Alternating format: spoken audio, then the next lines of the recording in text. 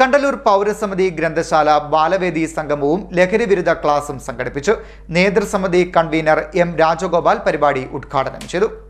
കണ്ടല്ലൂർ പൗരസമിതി ഗ്രന്ഥശാല ബാലവേദി സംഗമവും ലഹരി വിരുദ്ധ ക്ലാസും സംഘടിപ്പിച്ചു. കണ്ടല്ലൂർ വടക്ക് 335 നമ്പർ SNDP ഹാളിൽ ഗ്രന്ഥശാല പ്രസിഡന്റ് എം പുഷ്കരന്റെ അധ്യക്ഷതയിൽ കൂടിയ പരിപാടിയിൽ സെക്രട്ടറി S സുഭാഷ് ബാബു സ്വാഗതം പറഞ്ഞു.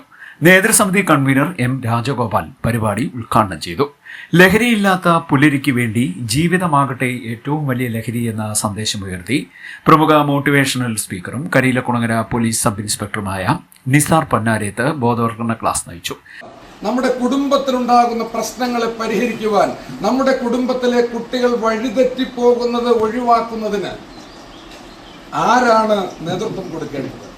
അതാണ് ഞാൻ നിങ്ങളുടെ മുന്നിലേക്ക് ചോദ്യചിഹ്നമായി ഇട്ട് തരുന്നത്. നമുക്ക് ഒരുപാട് കാര്യങ്ങൾ ഇങ്ങനെ വിശാലമായി പറഞ്ഞു കൊടുക്കാം. ഞാൻ പറഞ്ഞല്ലോ, എൻ്റെ അനുഭവത്തിൽ എൻ്റെ കുടുംബത്തിലെ ആത്മഹത്യയെക്കുറിച്ചാണ് ഞാൻ പറഞ്ഞത്.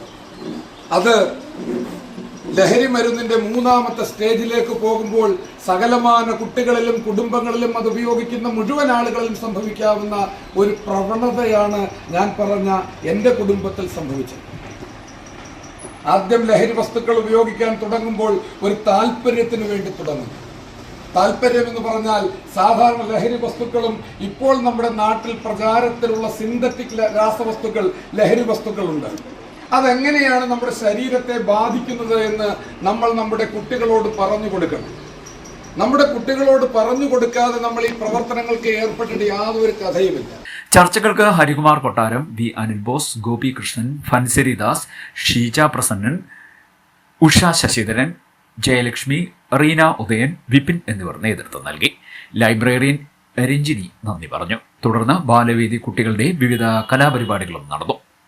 CDNet news Kayamkulam.